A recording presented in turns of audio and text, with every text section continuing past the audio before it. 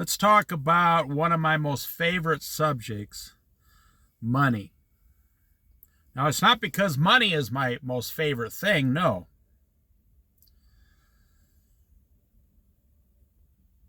Money has become one of my most favorite subjects because the Bible talks about it so much and what's going to happen in the last days, the end times, which we are in now. We are in the last days in the end times, whether you're a Christian or not a Christian. It's very clear. I mean, everything the Bible says is going to happen is happening.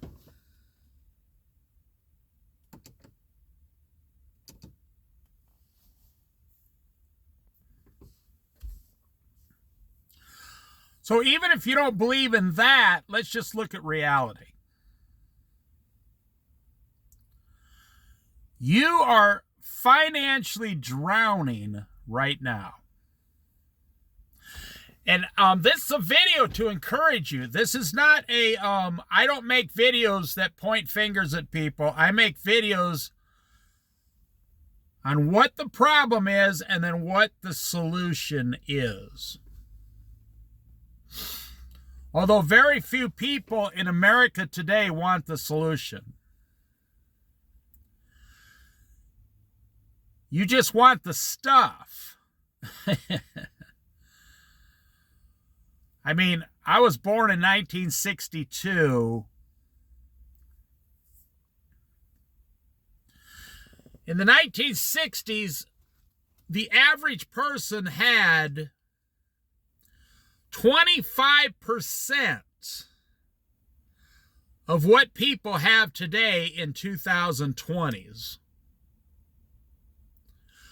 People today have 4 times more junk and crap. Now, this might blow your mind. In the 1960s, the only person who had a storage unit were businesses who did not have enough space for their inventory. There was nobody in a household that had rented a monthly storage unit. In fact, it's really fascinating. Now I'm talking about all over America. Storage units did not exist in the 1960s. Not the concept we have today where the average person can go down and say, I want to rent a storage unit for $100 a month, $200 a month, $400 a month, because I got too much junk at my house. I can't even get in my garage. So I'm going to pay you $250 a month to keep stuff in a storage unit that I'm never going to look at or use again for the rest of my life. But I'm still going to pay you, $2,500 to $3,000 a year to store this junk that I am emotionally attached to and I can't seem to get rid of. Well, if you think you're going to, pass this down to your children one day, trust me, they don't want it. They don't want your photos. Your children don't understand what a photo is and why it's so blurry and why it keeps disintegrating and why they have to keep it in a box with hundreds of other photos and carry it around the rest of their life. That's not the way they were raised and trained.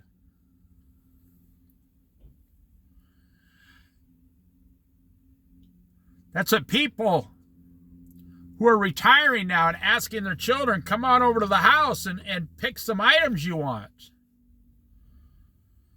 The children are like, Mom, Dad, how do we tell you this? We don't want that stuff. The stuff you love, we don't love.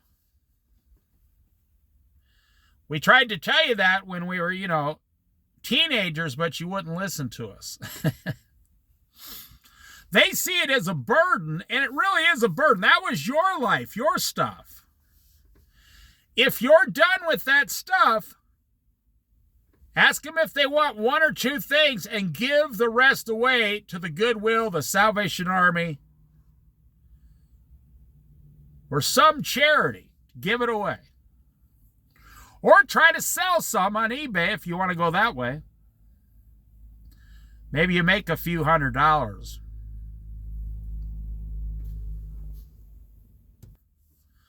The reality is Americans are drowning financially as we speak.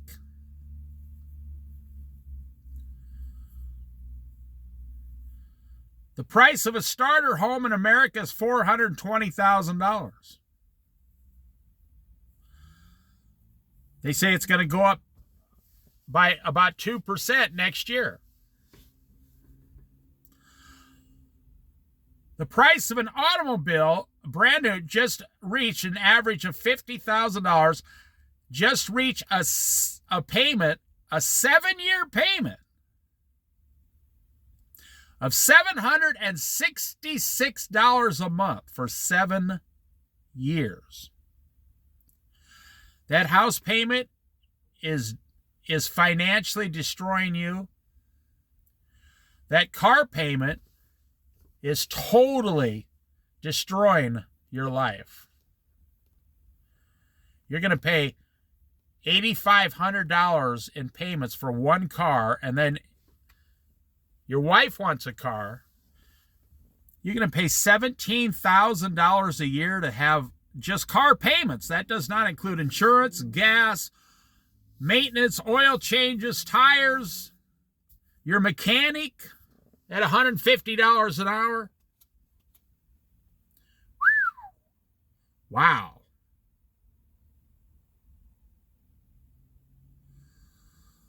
So what's the solution? The solution is so simple. But I'm going to talk about something. If you think it's bad now, just think what it's going to be in 5 years from now. This is what we have to talk about first before you understand why you have to instantly start making changes. Tomorrow morning, when you wake up, you need to instantly change your entire financial life. Or, it doesn't matter to me whether you do it or not. This video is not for me. This video is not so I can control you. If you decide not to do anything, it will not affect me at all. I've already done all these things. That's why I done them a long time ago. did them a long time ago, done them.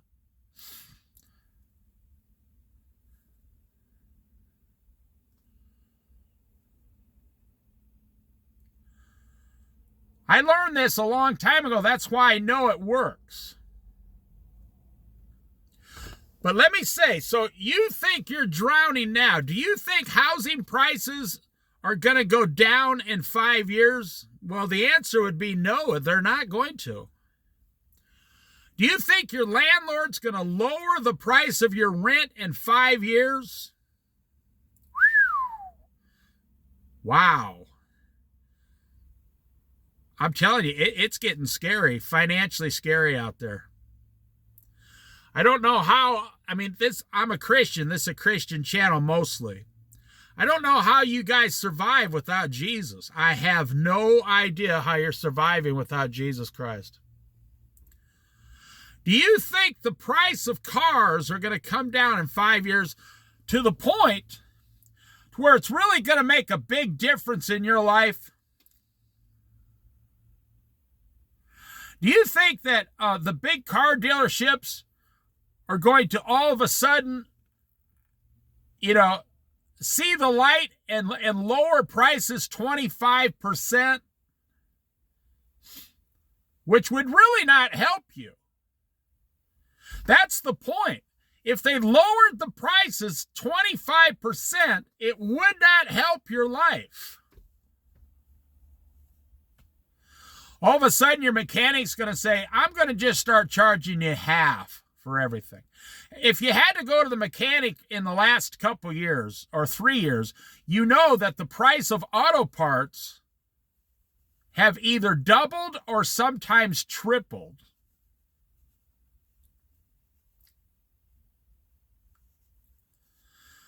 I had a part put on my car last year, and my mechanic said, he called me and said, yeah, the price on this part has doubled because of inflation. Now, he said 2 years ago, this part would have cost me $80. But now it was about $155 just for the part, and I needed the part. I said, yeah, okay. I don't drive that much anymore. I used to drive, I don't drive that much. So if they lower the price of the houses 25%, you're still not going to be able to afford a house. If they lower the prices of cars 25%, you're still not going to be able to afford a car. In other words, you're financially drowning now, or just barely scraping by. Now, I know this because 77% of Americans, working Americans, 77% of working Americans, I made a video about this, 77%. It's incredible. It blows my mind. You're within 1, 2, or 3 paychecks from being completely destitute. If you didn't get pay for a month, wow, you'd never catch up again. If you didn't make a house payment for a month, you had no money coming in, you didn't make 2 car payments for a month, your credit cards.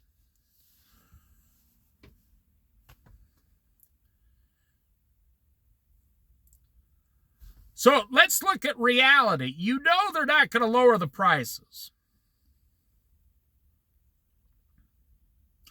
So the reality is housing is supposed to go up in price.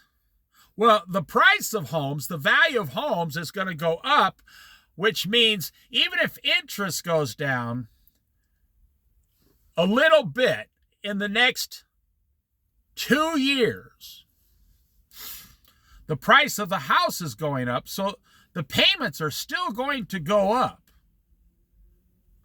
You'd have to get like a 3%. You'd have to see interest rates come down 3% on the Fed side, the federal side, in order to save you a few $100s a month.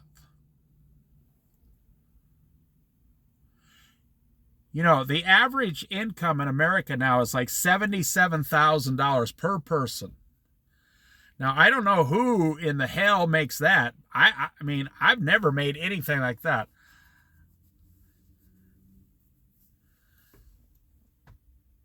But if you take all the people in the big cities and everything, that means they're making like over $40 an hour.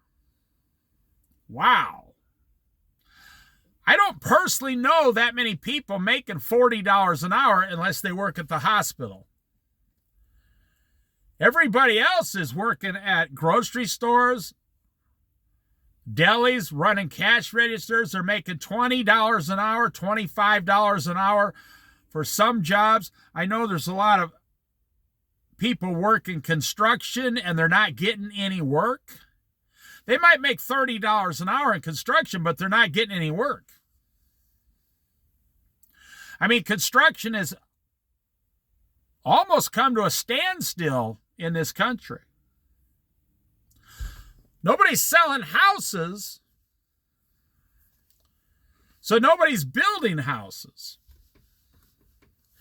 Business is going down, so nobody's using all of these vacant warehouses. Restaurants are going out of business by the tens of thousands in America as a whole, all 50 states. Like 30,000 restaurants go out of business every year in America. And that's not, you can't say it's always like that. No. Around here, I drive past the restaurants. I don't know how they're going to make it through the winter. Because you drive down there, at 6 o'clock at night, and they got like 3 customers inside the restaurant. And, some of my neighbors work at these places. And they're only getting like 4 hours a night. Because there's no customers. So reality is we've established prices are not going down. Prices are not going to stay the same. So let's say prices go up 3% a year. Okay. So let's say houses go up $15,000 a year, 3%. A $500,000 house goes up 3% a year, $15,000. In 5 years, a $500,000 house is going to be $575,000. What are you going to do in 5 years? If you think you're priced out of a house now, and that's not the main problem people are having, believe it or not. It was the main problem 3 years ago, 2 years ago. The main problem now is the expense of owning a house, and people are talking about this in every state in the United States.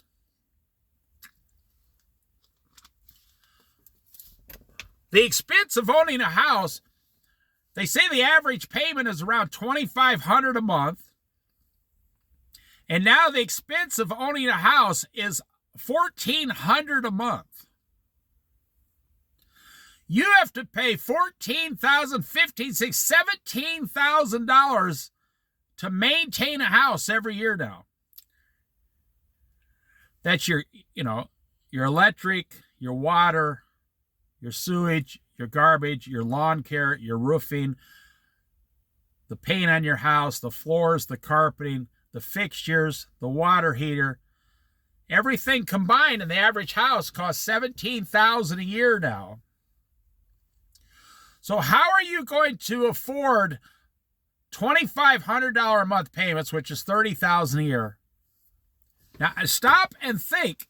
If you haven't listened that well yet, listen to this part. $30,000 a year in payments to the bank and $17,000 a year in maintenance now for a house. I look all these numbers up. That's the average in America. So how are you going to afford $37,000 a year for housing?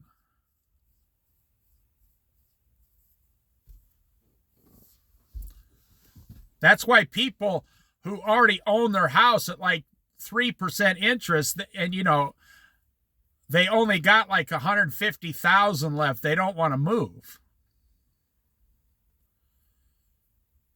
And they're spending almost nothing on maintenance. They're just barely trying to, survive out there.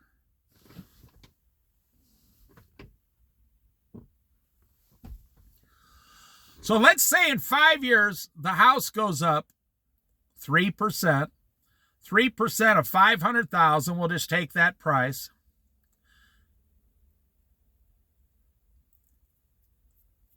Is $15,000 a year. So a house that would cost you $500,000 this year, next year is going to cost $515,000. Everybody knows that housing has doubled. Everybody knows that automobiles have doubled. Those are the two biggest expenses that is financially killing Americans.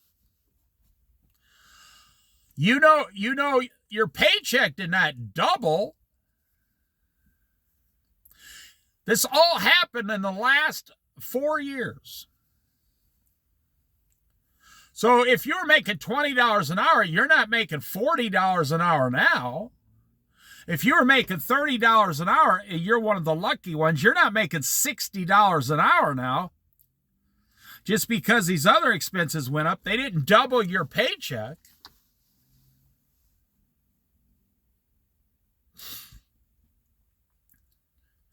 So let's say cars go up. Well, they say cars are going to go up about 8% a year. But I'll just say 5% because I'm not that good at math. So if a car is $50,000, the car's going to go up $2,500 to $3,000 a year. So in 5 years, that $50,000 car is going to be almost $65,000. Now, why should that affect you? Why should you be worried about that? I don't tell anyone to worry, but why should you be concerned, put it that way, about that? Because you know in the next 5 years, with the lifestyle you have now, if you continue the lifestyle you have now, within 5 years, you're going to have to sell your car and buy another car so you can maintain your life and keep going to the same job you're going to.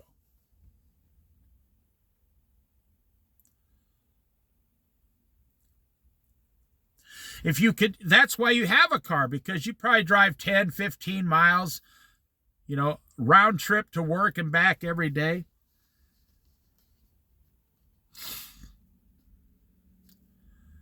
You have to have a functioning car. People who have $50,000 jobs, $60,000 jobs, $70,000 jobs, $100,000 jobs, you have to have really good transportation to get you to these jobs back and forth. I understand that.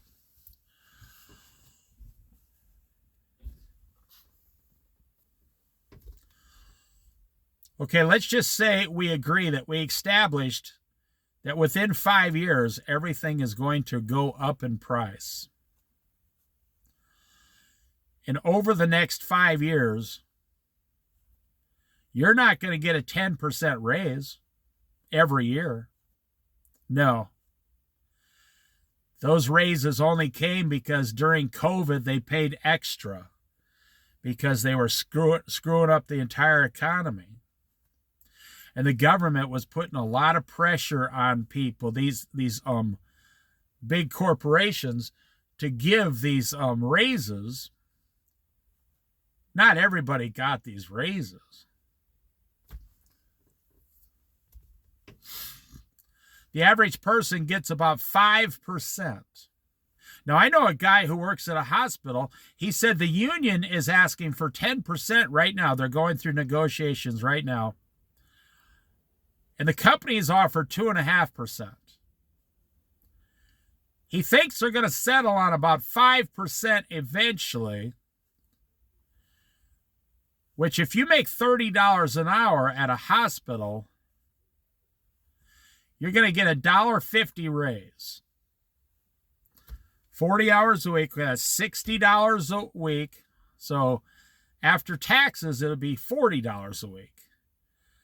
So if you're working your you-know-what off at a hospital, and you get a 5% raise after taxes, you're going to make an extra $40 a week.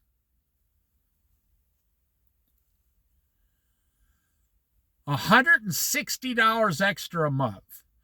Do you think that's going to help you getting $2,000 extra in pay this year. That's not going to help you. I just proved to you that the expenses are going up several $1,000s a year, every year. I mean, I'm laughing because it's almost ridiculous. You know, I saw an employee working at a grocery store the other day, and the grocery store, they sent down some information about the product. They wanted the employees to start making a whole new set of products. And this lady was like 65 years old working there, and she's just kind of shrugged her shoulders and laughed and said, what do they expect out of us? She said, we're already going as fast as we can possibly go. And she's not a lazy person. She was a hard worker. She said, I can't go any faster. But they want us to go faster now. You know, and that's why people are always quitting. That's not what this video's about. I'm talking about the pressure people are under right now.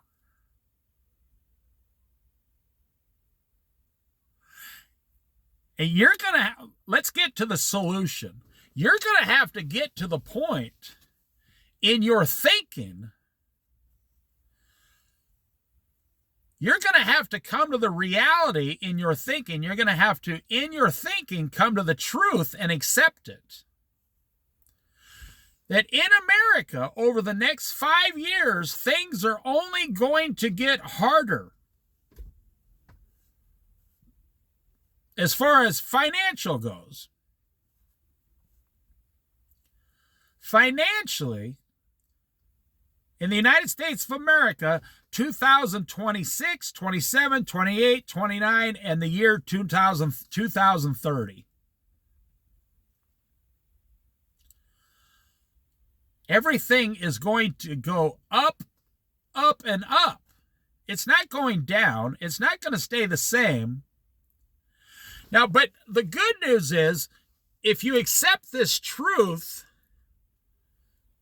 and you know this is going to happen, then you can take steps to make it to where it doesn't affect you. You don't have to be affected by this bad economic news.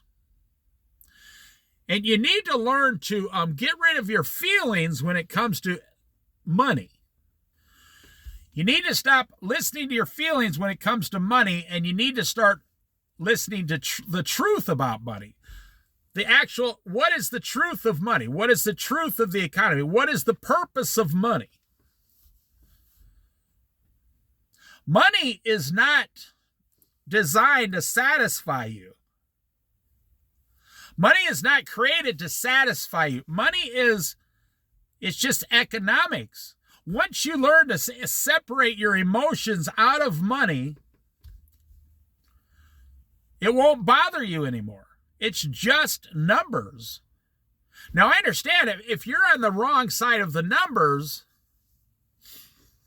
you know, it's like an emotional nightmare, but not if you start working on it and you know you're on the right path from now on. You see, too many Americans, you know, they're in some bad financial situations. I understand that. 77% of Americans are in bad financial stress. And so that affects all the other areas of your life, like physically, mentally, emotionally, spiritually. It affects your marriage, your love life. On and on and on. I understand that. But once you get control of money, your money, the money that you work hard for, once you get control of it, then that no longer controls all the other areas of your life.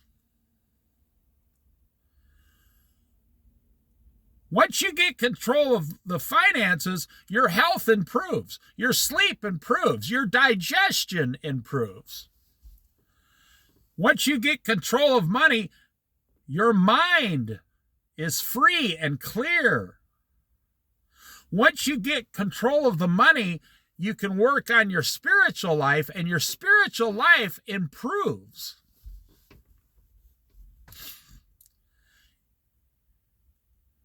Once you get control of money, then you'll probably lose 30 or 40 pounds.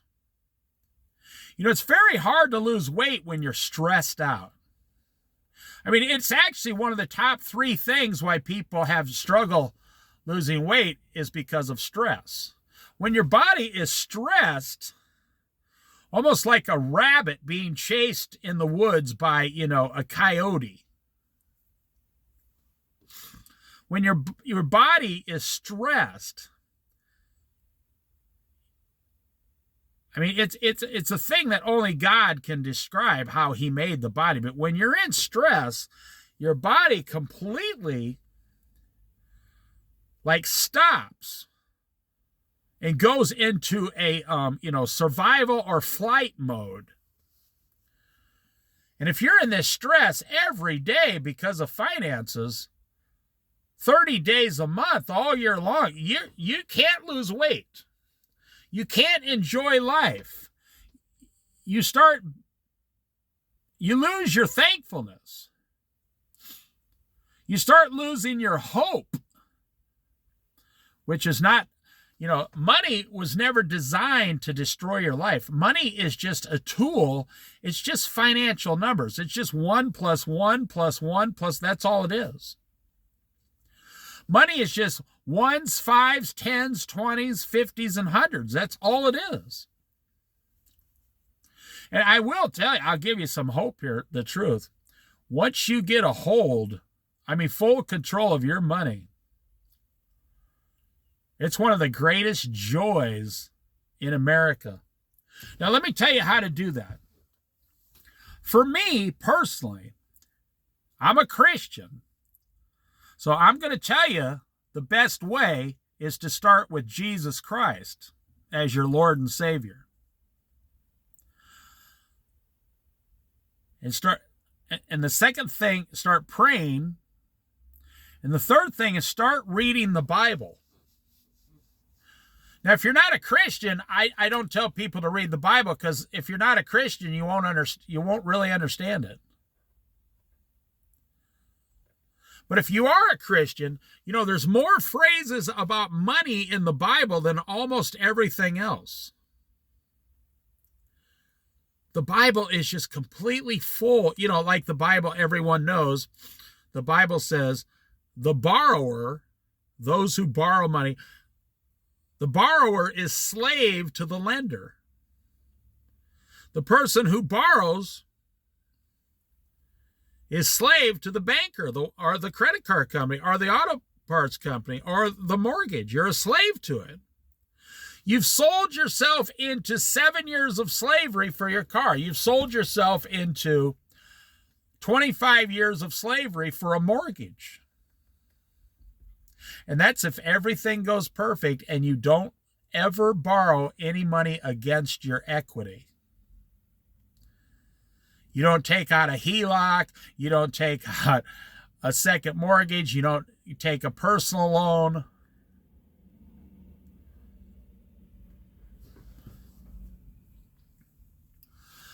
Okay, so you start with Jesus, prayer, and the Bible. The next thing you have to do is you have to immediately downsize everything in your life and get control of your life, or take back control. You think when you were 16 years old, you never had any of these financial problems. And the reason is because you never had any of this stuff. Now, stuff cost money.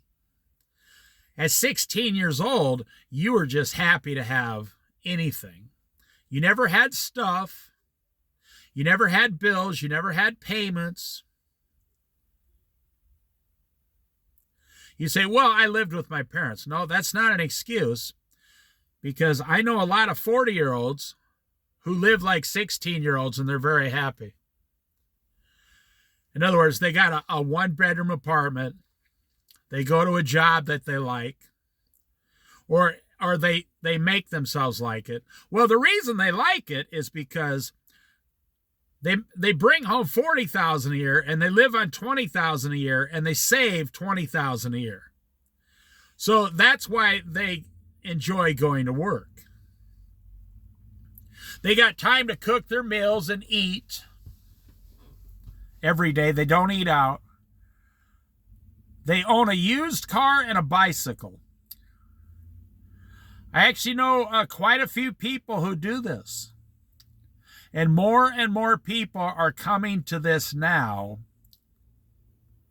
The realization that the American dream at $115,000 a year is no longer obtainable. The American dream at $115,000 a year is no longer available to the average person. If you make $77,000 and your wife makes $77,000, after tax, you bring home about $110,000 a year.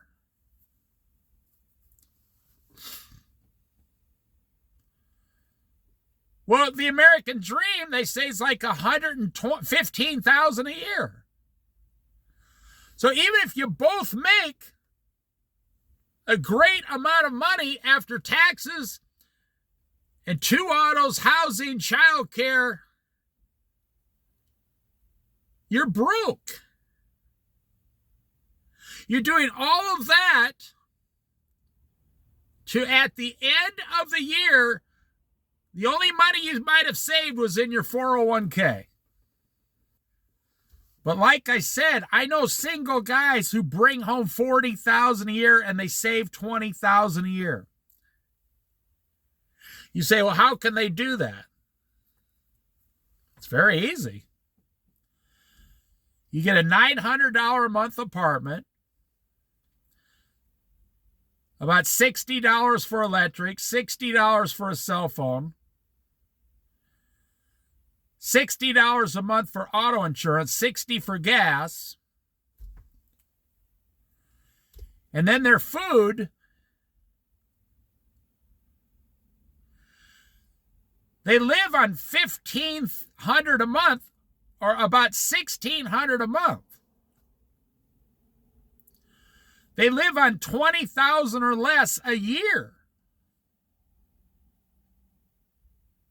Now, you could do that if you met a girl and she also brought home $40,000, then you could get a 2-bedroom apartment, which would only go up like $400 a month. And then she's got her expenses, and now you're living on only about $2,500 a month with 2 people.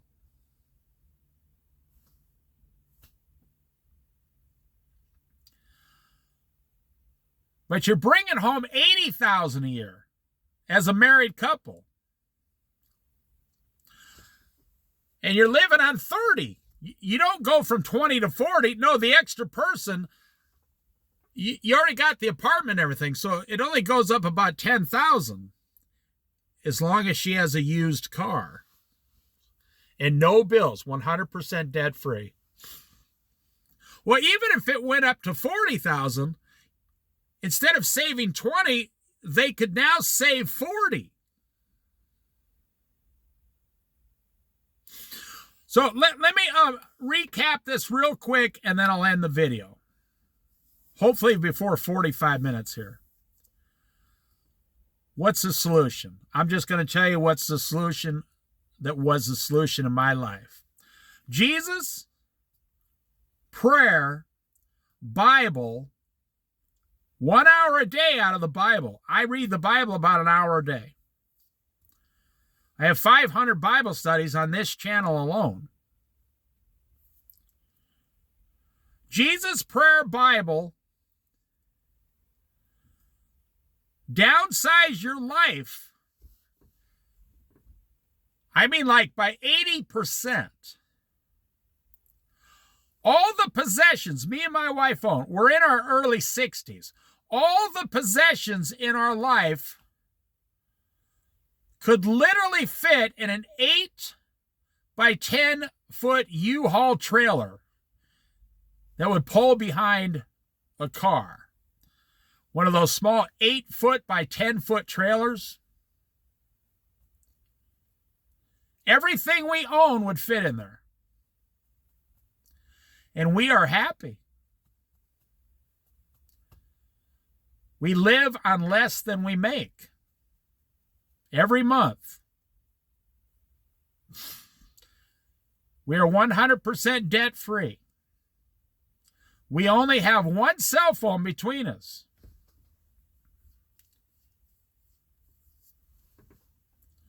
You know, we're from the old school. We live in a one-bedroom apartment. Our electricity is cheap every month. The phone is cheap. Like I said, you know, my auto insurance, I think it's like $43 a month for one car.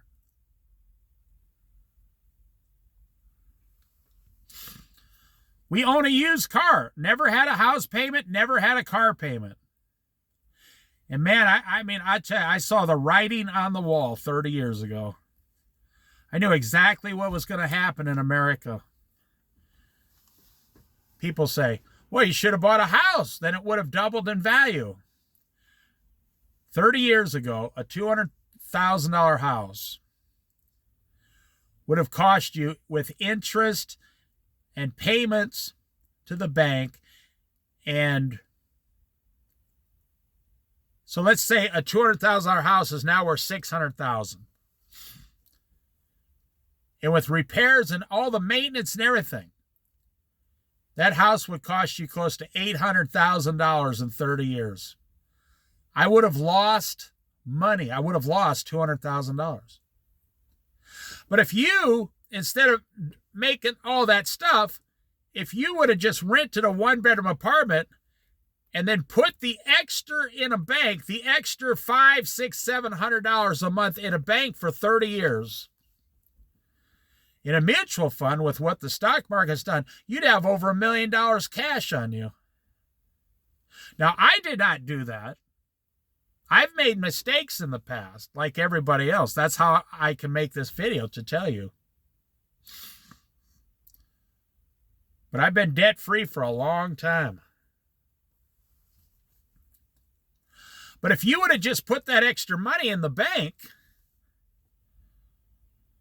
from 25 to 55 years old, you'd be a millionaire. Or in a mutual fund. Or even in the stock market. Which is basically, the stock market is a group of mutual funds. A group of stocks all in one mutually agreed fund, or however you want to say it.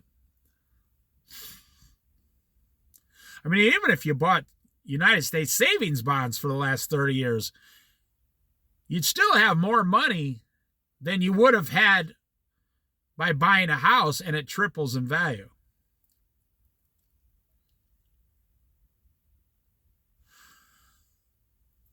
Become Jesus, prayer, Bible, downsize like 80%.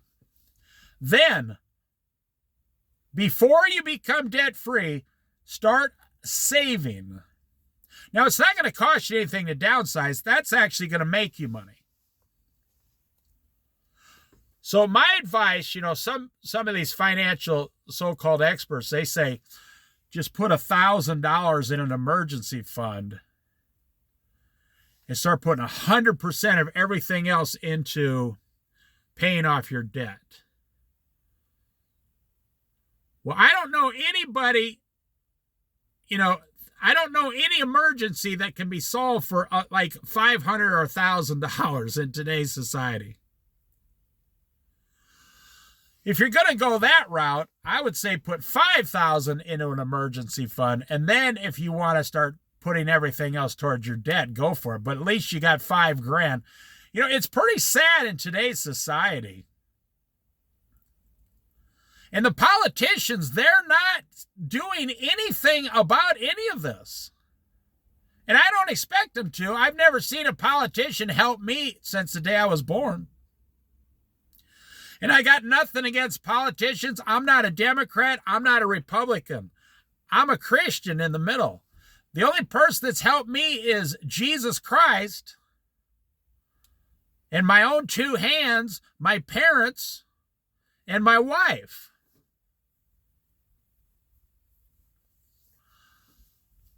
That's it. My older brother has given me advice that has helped me. But then I had to take the advice and go out and do it. My grandparents have, were kind to me, but, they were gone before I was an adult.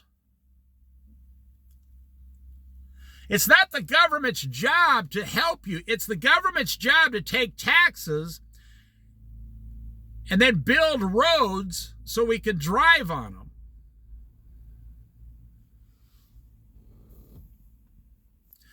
It's not the government's job to take your money and start feeding everyone or putting everyone on welfare. Or it's not the government's job to use your tax money, to force people to do climate change things. That's not the government's job. It's not the government's job to regulate, the Constitution. No, the Constitution's supposed to stand on its own.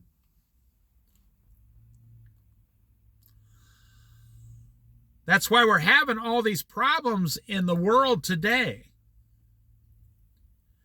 Because they're taking money from people who work 40, 50, 60 hours a week, and they're giving it to people who refuse to work.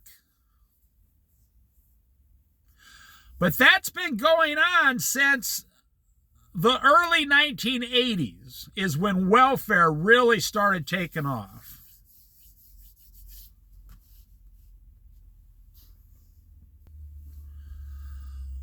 Now, the government has done some good things in my lifetime, but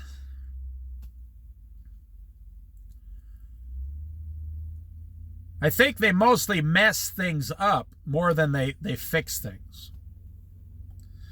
And today, I'm not talking about the average citizen. No, I'm talking about the senators and the congressmen. I mean, they literally hate each other's guts. The Democrats hate the Republicans, and the Republicans hate the Democrats. So if you're looking for the government to help you, it's not going to happen. It's, in my opinion, it's not the government's job to take your tax money and then give everybody that has a child a $3,000 tax credit. No, people should be paying for their own children. You had a child, go to work and pay for it.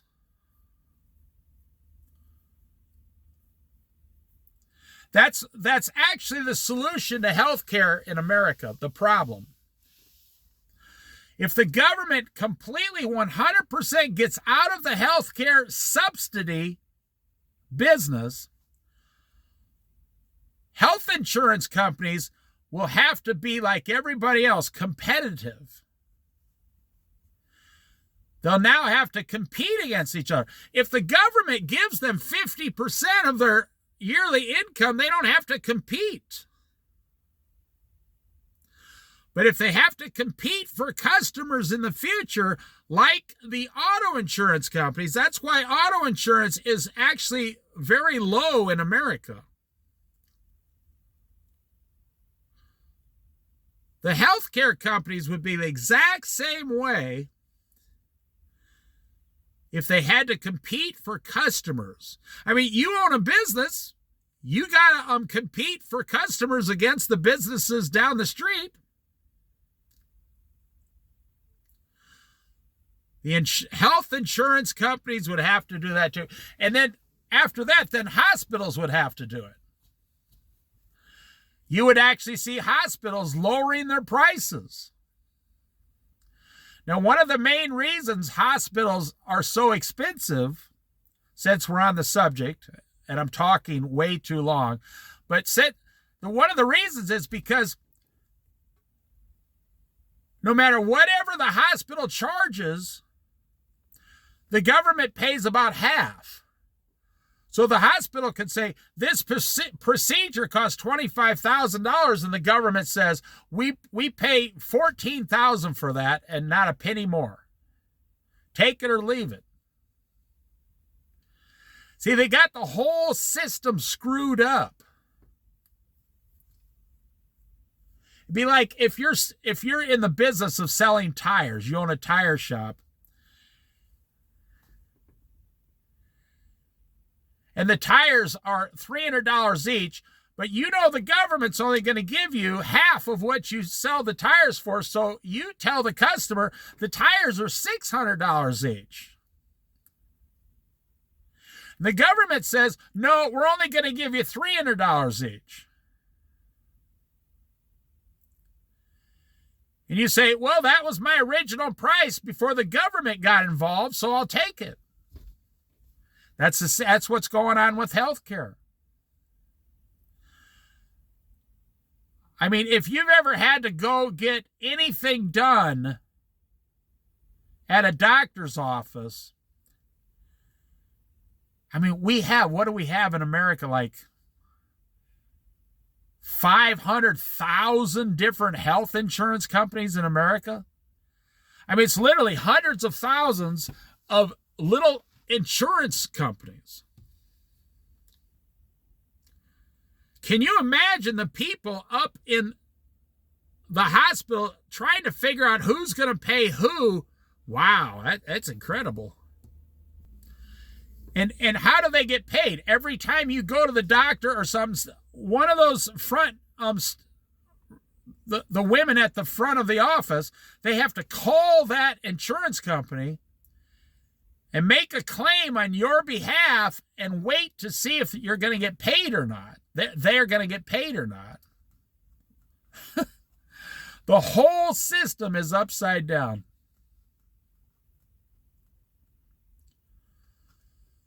Because the government is taking your tax money and subsidizing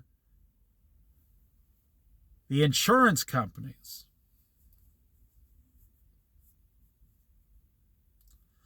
I mean, if you make $100,000 in America, you don't qualify for it. You got to pay like $20,000 a year in insurance, health insurance premiums for your family. It just blows my mind what's going on. So let's finish this up before an hour. You're financially drowning. How do you fix it? Okay, I'll tell you how to fix it right now, but whether you do it or not is up to you. You have to mentally prepare yourself to the truth and say, in 5 years, I'm not going to be able to survive. You have to say, in 5 years,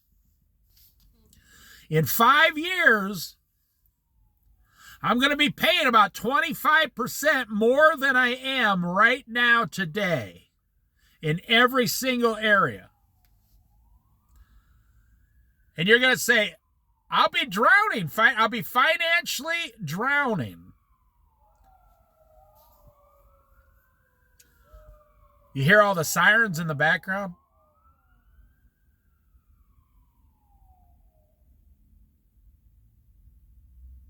Oh, they stopped up there on the highway. So once you come to that truth, then you get a little fear underneath, or fire underneath your feet, as they say. But you get a little fear. You get some genuine fear that you have to do something about this issue, this problem that you are experiencing. But the solution is, in the next 24 months, starting tomorrow morning, you have to completely change your life financially. And you have to attack the problem like you're being chased by a lion. Or 3 or 4 lions. Hungry lions. Because they are chasing you. They're coming after you in 5 years. So, for me, it's Jesus Prayer Bible. You must work. If you're not working, you're already screwed. If you refuse to work, you're not going to make it. You have to downsize as much as you emotionally can downsize. And I don't say physically, because you could downsize like 95%. I remember when I was like 28 years old and I made my first big move in life to another state. My wife and I downsized 95% of our possessions. I said, I'm just going to completely start over. I don't want to start dragging all this stuff around. I was moving like 3 states away in a car. You know, I gave away all my furniture, everything. Everything I owned fit in the trunk of a car or the back seat, and we were only 30 years old, and we took off. And it worked out amazingly superb. I mean, it was incredible. It was freeing. It was so freeing.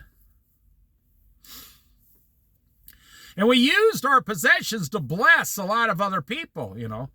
People who needed help, we gave them our possessions. So you got to downsize as much as you can downsize. It might take you 6 months or 9 months even to emotionally get past the point, I really don't need all this stuff in life. It's a mistake most people make, that when you're drowning financially, you want to hold on to everything you have that's already bought and paid for, because it makes you feel like you have something. But if you lose your house, and you have to go to an apartment if you go through a foreclosure, all that stuff's not going to fit in an apartment. And you're going to have to get a storage unit, which is crazy. So, for me, Jesus, prayer, Bible, downsize, and then next step, number 5, you need to save. Once you get it around, you need to save every dime you can after that. Now, when I say downsize, I don't mean just possessions. I mean never go out to eat again for 5 years. Cut your grocery bill by 30 or 40% by cooking all your meals at home. Nothing out of the frozen, food section. None of that stuff. Fruits, vegetables, cooking, dairy, cheese at home. Healthy foods. Healthy. Potatoes, onions, squash, corn, green beans, salads.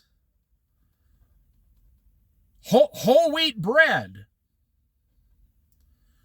That stuff costs about 50% of what it costs to eat out. So your food would go down 50% right there, because you'd never be eating out again. I mean, people giving up the coffee and making your coffee at home for 20 cents a day or 25 cents. No more coffees for it. Take your coffee with you when you leave the house. Don't put sugar in it, put honey in it. Make it healthy. So you might be able to save, once you start this, you save 10% of your income. That's what's going to save you.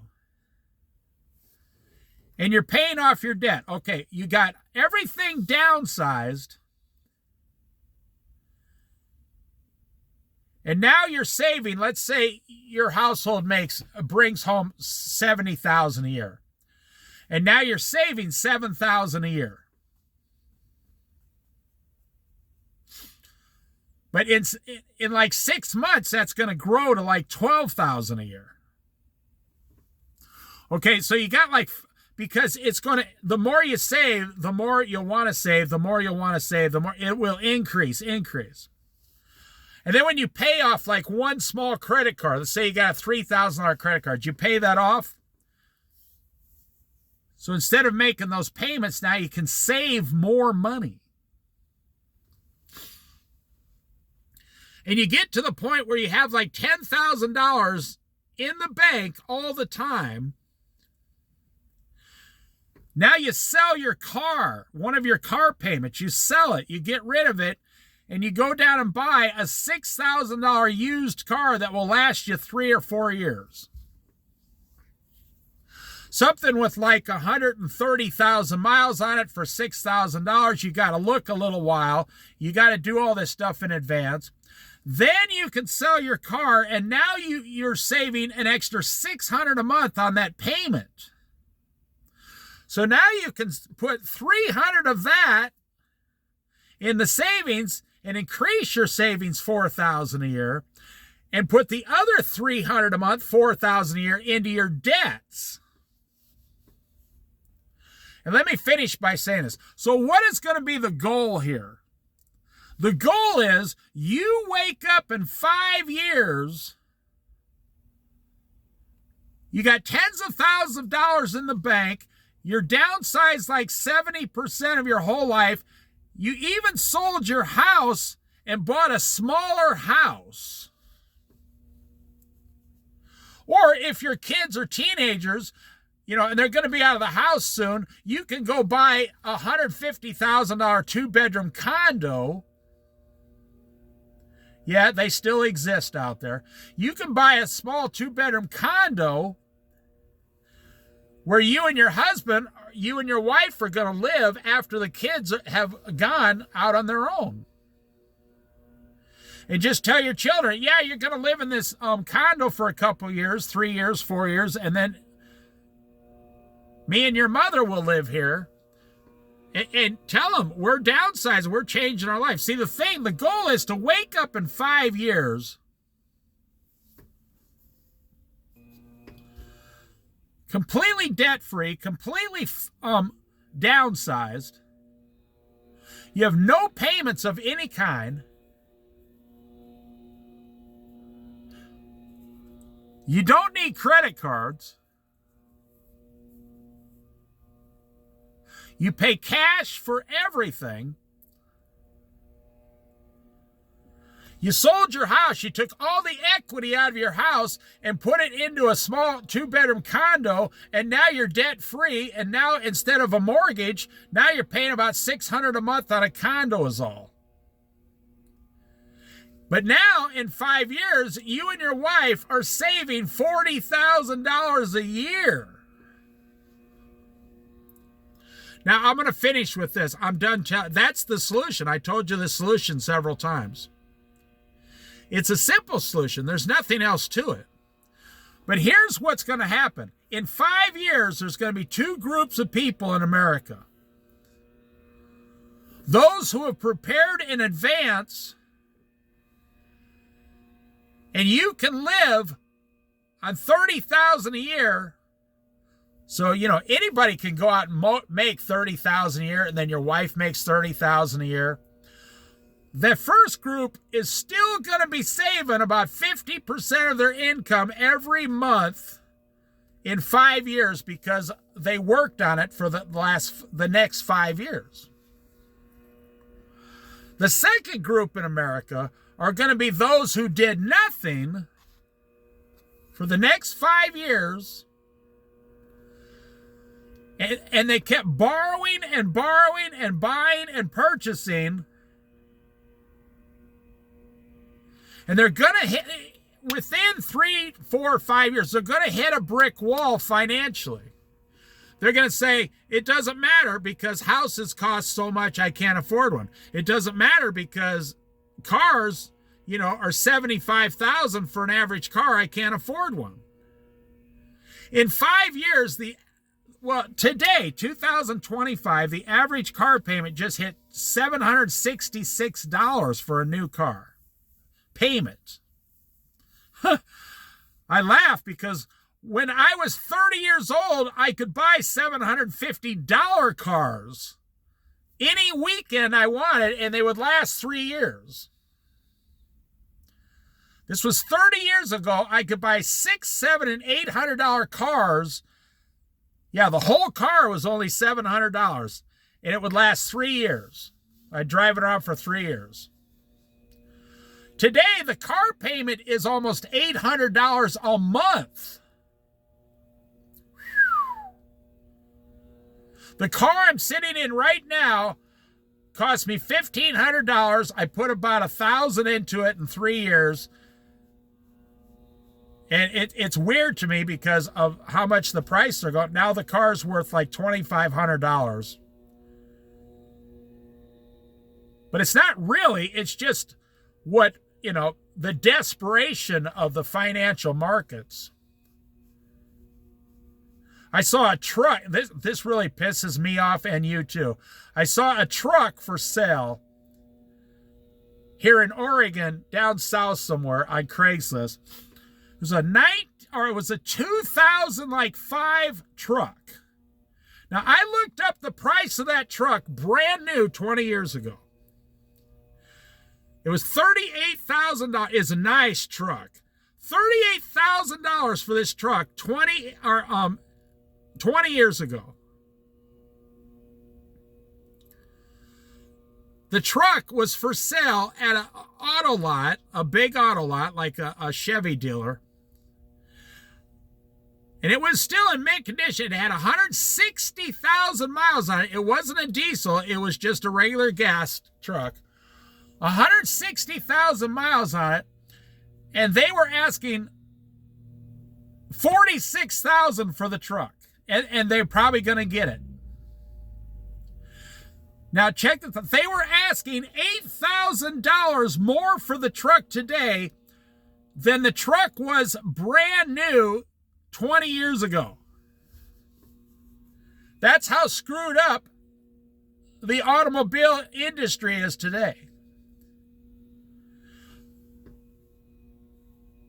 That truck wasn't even worth $20,000 in all reality. But in today's crazy, people are desperate for transportation. They're charging $46,000 for this truck. My mind is blown. I'm like, what planet am I living on? So there's going to be I'll say this again, then I'll quit. There's going to be 2 groups of people in America in 5 years. The question is, which group are you going to be in? Because the only person you're really going to be concerned about is you and your family, which is your job. That's what God says your number one job is, to take care of yourself, your spouse, and your children.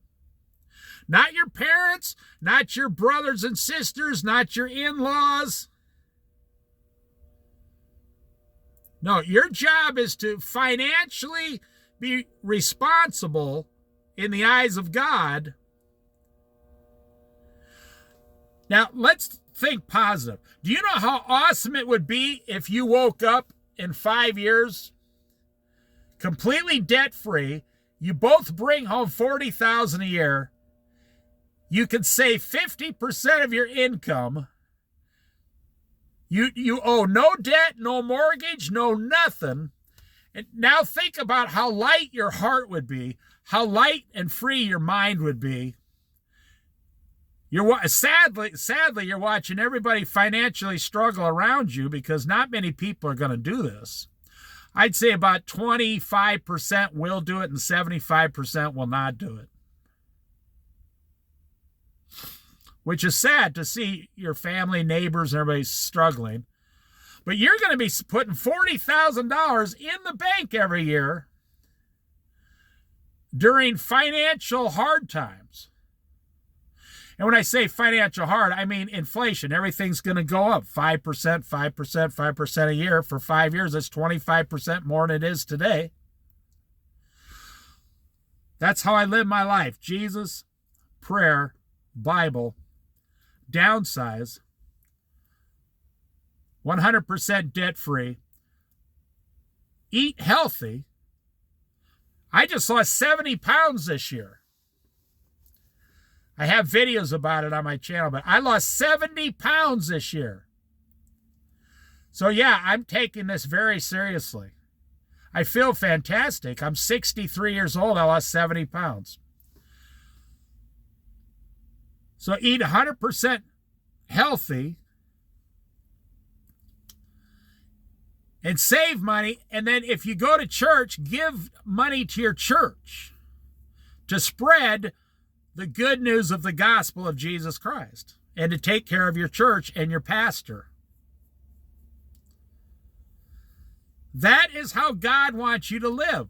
God does not want you to be a slave to debt, according to the Bible. All right, I'll end the video right there. So, to recap, you might want to listen to this again. And don't worry, I don't get paid by YouTube, so I don't make anything on this video. So, you have to acknowledge what is coming in 5 years.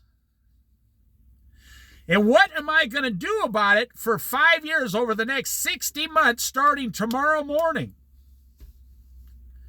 And you have to have, a burning fire underneath your butt like you're being chased by a bunch of lions. Because you don't want to be in the position you're in 5 years and wake up owing in 5 years about 30% more than you do now, and you can't even keep up. That would be such a tragedy and unsatisfying life.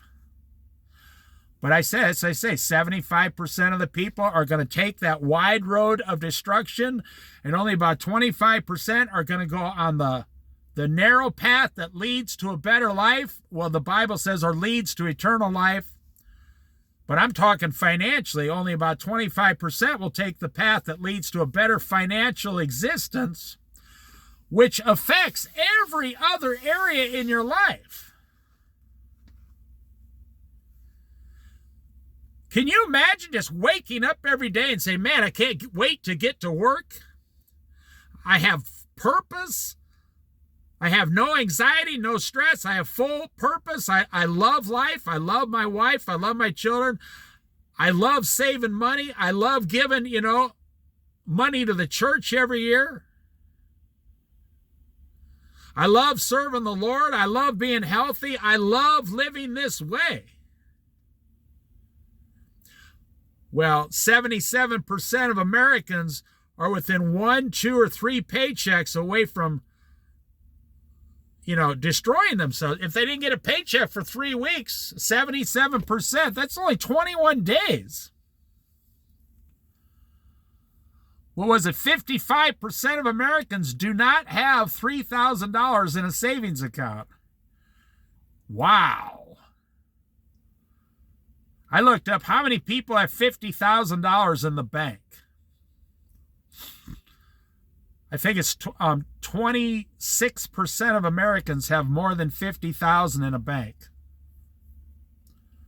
Nobody else does. That means if you have $50,000 in a savings account, you're in the richest 25% of Americans, which is the saddest thing to say out loud. I will end it right there. You have a decision to make with yourself and your wife. Your children do not get to decide your finances. No, your children need you to say, this is what we're going to do from now on. And give them an example of how it's supposed to be done. And imagine waking up, next year when you start this, you're going to be 30 pounds lighter because 75% of Americans are overweight? But you won't be. In 1 year, you won't be overweight. In 5 years, you won't be financially destitute. You'll be in the top 25% of all Americans. I never thought it used to be you had to be a millionaire. But today, the standards are so low, Even someone as dumb as me can achieve them. I mean, that's the saddest part. This is the United States of America, the greatest country in the history of the world and the greatest economic system in the history of the world. And you only have to come up with, $30,000 or $40,000 to be in the top 30% of all Americans. That's a pretty low standard. So, to say, you've achieved something, and really haven't achieved anything great. You're just achieving more than everybody else. It'd be like if you were in a race with a bunch of, obese, out of shape people, and, you came in the race in the top, 20%.